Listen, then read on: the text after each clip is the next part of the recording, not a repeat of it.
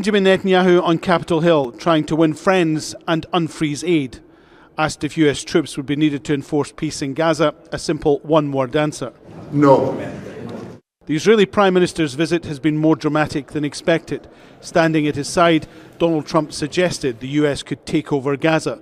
Officials tried walking it back. If Palestinians left, it would be temporary, they said. But that idea undercut by the president himself, posting on social media. The Gaza Strip would be turned over to the United States by Israel at the conclusion of fighting.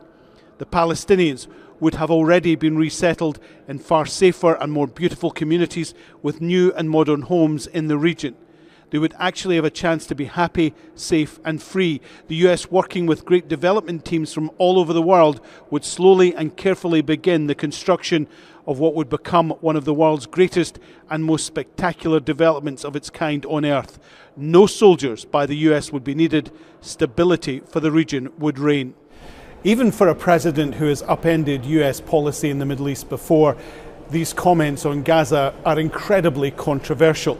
The US has no right to sovereign territory. Donald Trump seems to be suggesting he wants the forced expulsion of around 2 million people from Gaza illegal under international law, and none of the neighbouring countries are willing to take anyone who has been forced out of Gaza. I think Israelis, that includes Prime Minister Netanyahu, and many other government ministers, but also a lot of ordinary citizens really don't think that this can happen. They say this begrudgingly in their posts on social media. If it could happen, it would have been a dream, but obviously it can't. After days of hosting the signing of executive orders in the Oval Office, Donald Trump signed one behind closed doors, this controversially imposing sanctions on the International Criminal Court for targeting the United States and its allies. Allies like Israel. An arrest warrant has been issued for Benjamin Netanyahu and several Hamas leaders by the court for alleged war crimes in Gaza.